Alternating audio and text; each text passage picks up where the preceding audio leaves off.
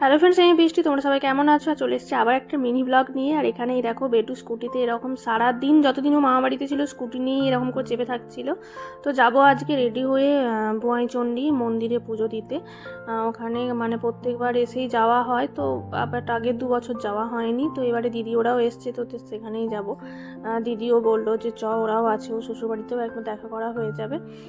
তো তার জন্য বেরিয়েছিলাম। আমরা জলদিই চলে এসেছি। এই যে ও শ্বশুরবাড়ি চলে এসেছি, টোটোতে করে এসেছি, প্রচণ্ড ঠান্ডা ছিল। তো এখানে এসে দিদি একটু পুজোর জোগাড়গুলো করছিল আর আমি একটু ভিডিও বানাচ্ছিলাম। আর বেটুর আসলে খিদে পেয়ে গিয়েছিল, তো পুজোটা মানে ওকে একটু খাবার খাইয়েছিলাম, আসার সময় একটু বানানোও খাইয়েছিলাম যাতে গোলে করে মানে বানানো। আর এখানে এই যে আমি দিদির একটা গ্রিন কালারের প্যারেট গ্রিন কালারের শাড়ি পরেছি, আর পেছনে ওরা সবাই আসছে। দিদির বাড়ি থেকে মন্দিরটা একদমই সামনে, মানে একদমই সামনে, একটু মতো হেঁটে গেলেই সামনে, মানে ওর বাড়ি থেকে ওর মন্দিরটা দেখতে পাওয়া যায়, মানে এত কাছে। আর এই যে এই মন্দিরটা, আর তার এই পাশটাতেই ওদের বাড়ি।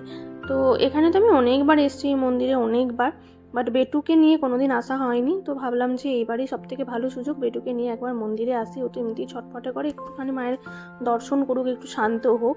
আর এখানে ও সায়ন দাদার হাত ধরে ধরে যাচ্ছে।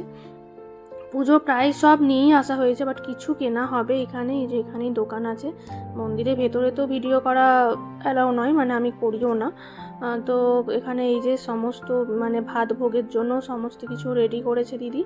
তারপরে মানে পুজো কিনেছিলাম, পুজো যেগুলো কিনতে হয় সেখানে কিনেছিলাম। দিয়ে কিনে সঞ্জীবদা বাকি জিনিসগুলো নিয়ে যাচ্ছে, আর দিদি ওই যে এই দোকানটা থেকেই সব পুজোর কিনেছি এই যে। তো ভিডিওটা ভালো লাগলে প্লিজ সবাই লাইক কমেন্ট শেয়ার করো। তোমরা সবাই সাবধানে থেকো। আর বেশি বড় ভিডিওগুলো করা হয়নি, কারণ বাড়ি এলে বুঝতেই পারছো সময় পাওয়া যায় না। টাটা।